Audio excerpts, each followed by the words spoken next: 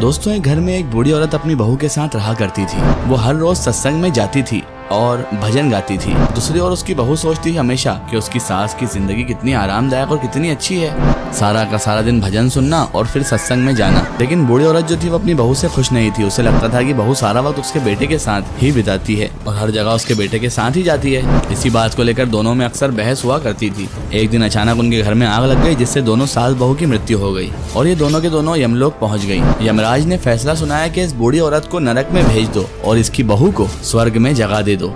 ये सुनकर वो बूढ़ी औरत चौंक गई और कहने लगी, महाराज, ये नाइंसाफी है। मैंने हमेशा आपका भजन कीर्तन किया, भगवान को हमेशा याद किया, हमेशा सत्संग सुना, फिर भी मुझे नरक मिल रहा है और मेरी बहू ने तो ये सब कुछ भी नहीं किया और उसे स्वर्ग दे रहे हो। धर्मराज मुस्कुराए और बोले, ऐ बूढ़ी औरत, तुम्हारा सत्संग और भजन के दौरान जो मन था वो दूसरों की बुराई और दूसरों के दोष निकालने में ही लगा रहता था। लेकिन तुम्हारी जो बहू है वो तुम्हारे साथ बैठकर वही भजन सुनती जिस भाव से भजन सुनना चाहिए। वो सिर्फ भक्ति में डूबी रहती, इसीलिए वही सत्संग और वही भजन दूर रहकर भी उसे स्वर्ग का रास्ता दिखा रहे हैं और तुम करीब होकर भी लोगों की निंदा करके उस रास्ते से दूर हट गई। सच्ची भक्ति वही होती है जिसमें मन पूरी तरह भगवान में लीन हो जाए। अगर भजन सुनते वक्त भी मन में ईर्ष्या, बुराई या दूसरों की आलोचना यानी बुराई चलती रहे तो वो भक्ति तो व्यर्थ हो जाती है।